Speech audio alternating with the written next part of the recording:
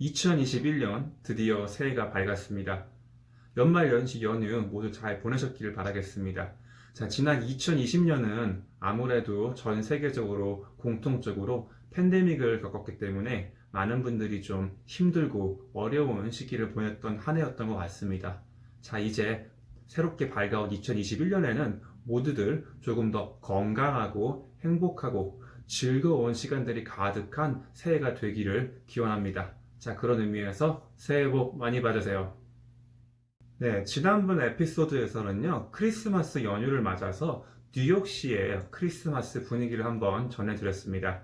자, 이번 시간에는 그 전 시간에 이어서 MTA 교통편 이용 방법에 대한 두 번째 시간을 가질 건데요. 첫 번째 시간에서는 MTA 전철과 또 교통카드 사용 방법, 앞으로 나오게 될 옴니라는 새로운 교통카드 지불 방식에 대해서 설명을 드렸는데요. 이번 두 번째 시간에서는 MTA 버스에 대해서 조금 더 자세하게 설명을 드려보도록 하겠습니다. 네, MTA 버스를 타실 때에는요, 한국처럼 교통카드를 리더기에 탭하는 방식이 아니고요, 또 MTA 전철처럼 리더기에 카드를 스와이핑하는 방식이 아닙니다. 버스 기사분 옆에 설치된 리더기에 카드를 삽입하시고요, 카드가 다시 반납이 되면 카드를 회수하신 후 탑승하시면 되겠습니다. 네, 이번에 설명드릴 건요, 바로 SBS라는 버스인데요. 쉽게 말씀드리면요, 급행버스라고 보시면 됩니다. 익스프레스 버스는 한국의 광역버스와 같이 서로 다른 두 도시를 달리는 버스입니다. 공항버스나 서울 경기버스를 생각하시면 될 것 같습니다.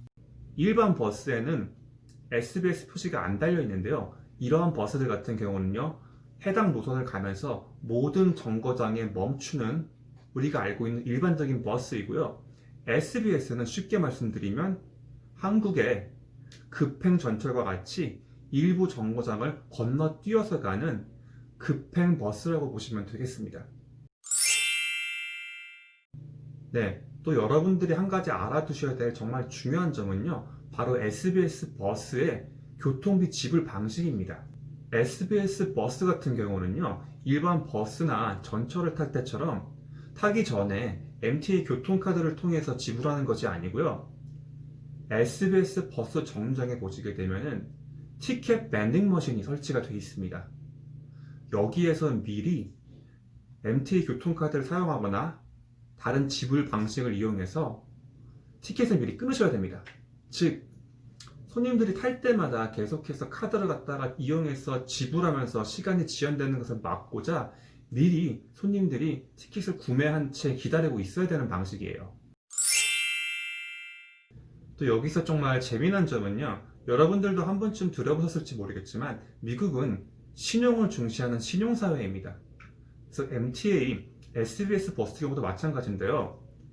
재미나게도 기사분들이 승객들이 탑승할 때 일일이 티켓을 구매했는지 확인하지 않아요. 여러분들의 양심에 맡기고 있습니다. Watch as this guy just leaps over the turnstile. We just caught you jumping. Why did you do that, sir? He goes back and pays. This is what you're supposed to do. Pay to get in like everybody else, right? But look at this. While we were talking to him, 1, 2, 3, 4, here come the rest, 5, 6, sneak through the emergency door. This guy pays to get in, but then opens the exit door, and here they come. 1, 2, 3, 4, 5, 6 more. No one seems to worry about getting caught. Are there any cops around? You guys not cops, right? I'm No, we're not caught. 무인 승차를 하다가 적발이 되면 100불의 벌금을 내야 합니다. 운이 좋아서 적발이 되지 않더라도 이런 무인 승차로 인한 MTA의 연간 적자는 어마어마하다고 합니다. 결국 그 피해는 고스란히 뉴욕 시민들의 세금으로 채워지겠죠. 그래도 절대 다수의 뉴욕 시민들은요, 올바르고 정직하게 티켓을 구매해서 승차하는 모습을 보실 수가 있을 겁니다. 돈 조금 아낀다고 무인 승차하시는 그런 편법은 쓰지 않으시기를 꼭 당부드립니다. 네, 뉴욕 MTA 버스에는요, 한국에 있는 일반적인 버스처럼 정차 버튼이 없습니다. 정차를 희망하실 때는요, 좌석 옆에 보시게 되면은 노란색 선이 있습니다. 이 노란색 선을 잡아당겨 주시면요, 소리가 나진 않지만 정차하겠다는 신호가 기사분께 전달이 되고요. 때로는 노란 선이 아니라 노란색 테이프가 창문 옆에 붙어 있는 경우가 있습니다. 이럴 때는 그 노란색 테이프를 손가락으로 눌러주시면 됩니다. 또 이제 MTA 버스에서 고객들의 편의를 위해서 설치하고 있는 것이 바로 USB 차징 포트입니다.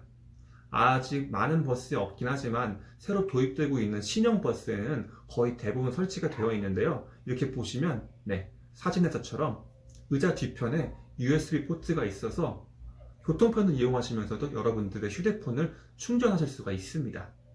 또 이거 외에도 각 버스 스테이션마다 모든 스테이션은 아니지만 키오스크에 휴대폰을 충전할 수 있는 USB 포트가 있어서 가끔 지나가다 보시게 되면은 휴대폰 충전이 급하신 분들이 키오스크 앞에 서가지고 휴대폰을 충전하고 있는 모습을 심심치 않게 보실 수가 있습니다. 불과 몇 년 전까지만 해도요, MTA에서 무료 와이파이 서비스가 없었어요.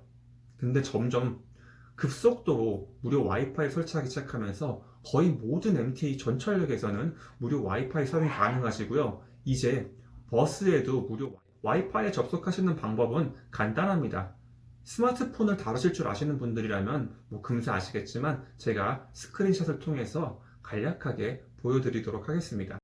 접속을 하셔서 MTA 와이파이를 클릭하시면 짧은 광고를 보신 후에 바로 무료 와이파이에 연결이 됩니다. 한 가지 아쉬운 점은요, 한국 같은 경우는 전철에 있는 내내 전화 통화도 가능하고 와이파이며 데이터 연결이 유지가 되잖아요. 근데 아직 뉴욕은요, 전철 역에서만 데이터와 와이파이 연결이 되고요. 전철의 터널 안에 진입을 하게 되면요, 모든 통신이 단절이 됩니다.